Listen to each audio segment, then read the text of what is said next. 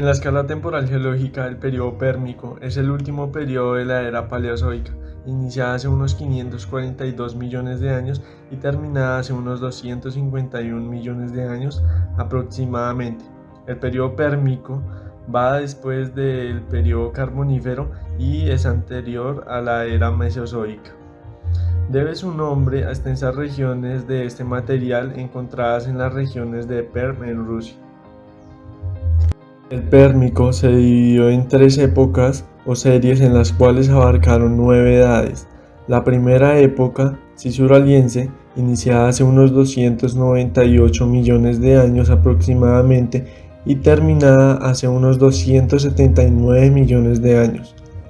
La segunda época fue la guadalupense, iniciada hace unos 272 millones de años y culminada hace unos 255 millones de años aproximadamente. El tercero, la época lopingiense, iniciada hace unos 259 millones de años y culminada hace unos 254 millones de años, junto con el periodo pérmico y la era paleozoica. Durante el Pérmico aún se sentían los restos de la glaciación de finales del Carbonífero. Por eso, el nivel de las aguas permaneció bastante bajo durante todo el periodo. Además, todas las grandes masas de la Tierra, excepto ciertas porciones del este de Asia, estaban reunidas en gran parte del continente llamado Pangea, situado sobre el ecuador y que se extendía hacia los polos. Esta situación tenía importantes efectos sobre la circulación de las corrientes en el gran océano de Pantalaya y en el mar reducido Paleotetis, el futuro mar de Tetis, tan importante en la era mesozoica que comienza a formarse en esta época. Las grandes masas de tierra hicieron que el clima presentara variaciones extremas de frío y calor, vientos monozoicos con intensas lluvias estacionarias. A comienzos del Pérmico, la Tierra estaba saliendo de una época glaciar, con las regiones polares cubiertas de profundas capas de hielo. Los glaciares continuaron cubriendo parte de la superficie de lo que había sido Gondwana. Hacia la mitad del Pérmico, el clima se hizo más cálido, los glaciares retrocedieron y el interior de los continentes se volvió más seco y árido, con un clima continental que se mantendría hasta final del periodo. Las condiciones climáticas secas favorecieron a los gimnospermas, con semillas que adoptaban de una cubierta protectora, no siendo tan adecuadas para otras plantas que dispersaban esporas, tales como los helechos. Las primeras plantas modernas, coníferas, ginkgos y cicadéicas, aparecieron en el Pérmico. A comienzos del Pérmico, la flora del Carbonífero, es decir, las extensas selvas y bosques continentales continuaron para este periodo, garantizaron una atmósfera rica en oxígeno y una prolongación en su mismo tipo de flora hasta más o menos finales del Pérmico inferior. Sin embargo, a mediados de este periodo hubo una transición en la vegetación, tomando la alternativa de las coníferas y otras plantas modernas, como ya se han comentado. Por su parte, la fauna también bullía de gran variedad. Los depósitos marinos del Pérmico eran ricos en moluscos, equinodermos y branquiópodos fósiles. Los amonoideos, ampliamente distribuidos, son ya utilizados como fósiles guía para este periodo.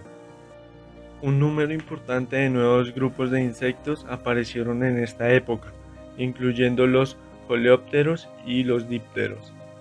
Además, aparecieron los primeros reptiles que no necesitaban de agua para desovar. De estos reptiles, más adelante, en el periodo de los pelicosaurios, surgieron los primeros reptiles mamíferoides.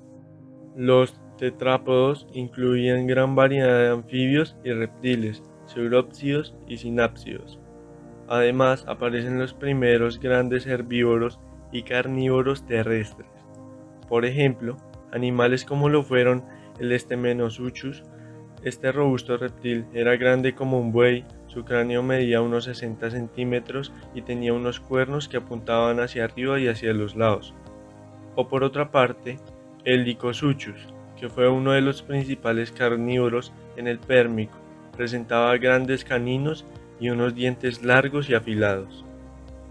A finales del período aparecieron los arcosaurios, que darían lugar a los cocodrilos, pterosaurios y dinosaurios en el período Triásico.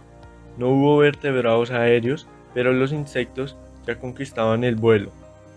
El mosasaurio apareció hacia final del período, un reptil retornado al agua, yendo en contra de las tendencias generales, del cual evolucionó muy posteriormente el feroz mosasaurio. Y finalmente su extinción fue una de las más masivas ocurridas hace aproximadamente 250 millones de años y define el límite entre los periodos Pérmico y Triásico. Ha sido la mayor extinción ocurrida en la Tierra. En ella desaparecieron aproximadamente el 95% de las especies marinas y el 70% de las especies de vertebrados terrestres.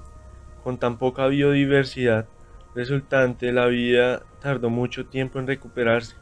Numerosas ramas evolutivas del árbol de la vida fueron cercenadas, dejando muy pocos representantes disponibles para repoblar el planeta. Las causas del desastre natural aún son desconocidas para la ciencia. Compiten varias hipótesis, entre las cuales están un vulcanismo extremo, un impacto de un asteroide de gran tamaño y la liberación de gigantes cantidades de gases de efecto invernadero atrapadas en los fondos oceánicos en forma de hidratos de metano. El problema dista mucho de estar cerrado, pero conociendo la gran resistencia de la vida en la Tierra, para producir semejante nivel de destrucción de las especies debieron haberse visto atacadas desde varios frentes. Por ello, actualmente se cree en la posibilidad de una confluencia de factores que convergieron en el tiempo para producir el que con gran diferencia fue el evento de extinción y destrucción sobre la Tierra más devastador que se haya conocido. Hoy, las eras geológicas no solo tienen la capacidad de reconstruir cómo se formó el planeta y su evolución a lo largo de estos años, sino que además podemos aproximar qué puede suceder en un futuro. Por ejemplo, sabemos que las placas en un momento estuvieron juntas y con su estudio se puede determinar en qué velocidad viajan y qué es lo más probable que suceda. Aunque una situación en la que los continentes vuelvan a unirse es poco probable, por lo que las masas continentales se vuelven a fragmentar y se separan. Esto ha ocurrido repetidas veces en el último supercontinente conocido como Pangea. Se produjo hace aproximadamente 300 millones de años y hace unos 120 millones de años comenzó su fragmentación. Y esta situación es la que actualmente gobierna la distribución de los continentes y mares.